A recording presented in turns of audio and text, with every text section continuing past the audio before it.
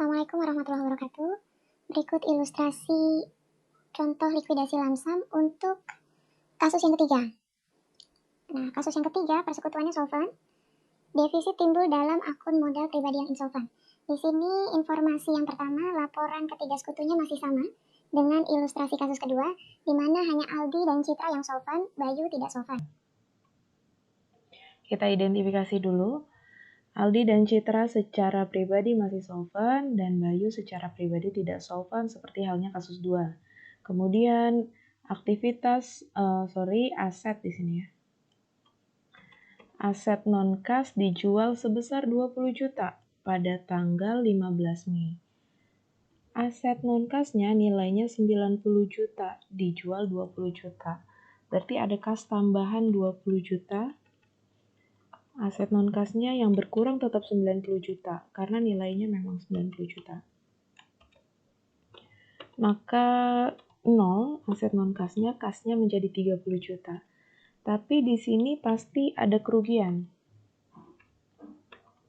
90 dijual 20, maka ruginya sebesar 70 juta. Ini harus didistribusikan ke masing-masing sekutu dengan porsinya masing-masing.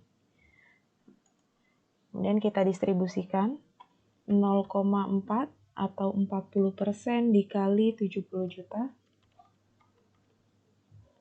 28 juta untuk Bayu sama 28 juta. Karena sama-sama 40%. Citra 20% dikali 14 juta. 70 juta.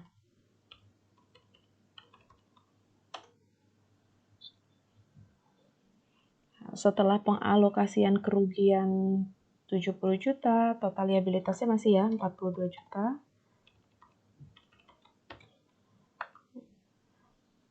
Saldo Aldi menjadi 6 juta.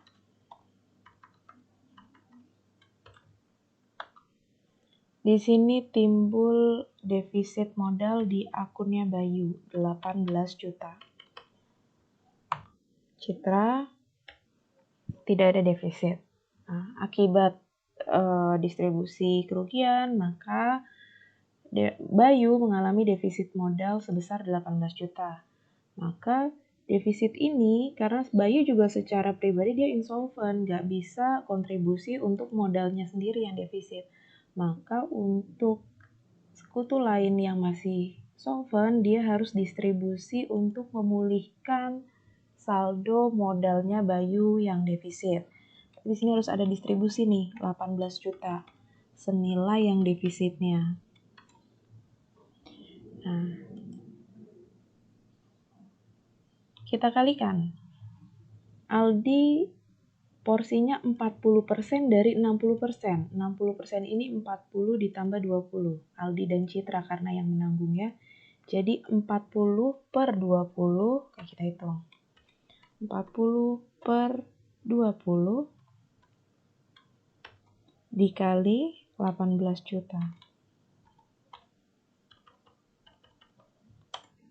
36 juta. Untuk, ini salah nih. 40% ya. 40% harusnya 0,4. 40 per 60 per 0,6 dikali 18 juta. Karena itu dalam presentasi. 18 tuh 3. Oke, 12 juta. Maka sisanya sebesar 6 juta yang menanggung adalah Citra.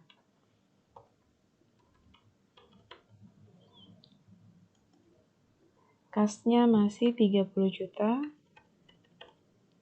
Aset non-kasnya 0. Liabilitasnya 42 juta. Belum dibayar. Aldi, karena dia kontribusi untuk memulihkan defisit akun modalnya Bayu, dia menjadi defisit juga sebesar 6 juta. Bayu di sini sudah dipulihkan 0, Citra juga defisit 6 juta. Nah, maka dari masing-masing sekutu yang masih solvent, dia harus kontribusi untuk memulihkan modalnya masing-masing. Aldi harus berkontribusi 6 juta untuk memulihkan modal dia sendiri. Citra harus berkontribusi 6 juta juga untuk memulihkan modalnya sendiri. Maka ada kas masuk 12 juta.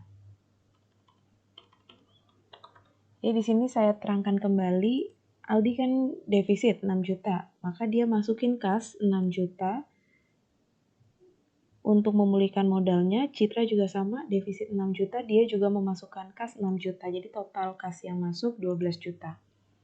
Maka karena ada kas masuk 12 juta, di sini ada penambahan totalnya menjadi 42 juta. Persekutuan belum bayar ya ke kreditor.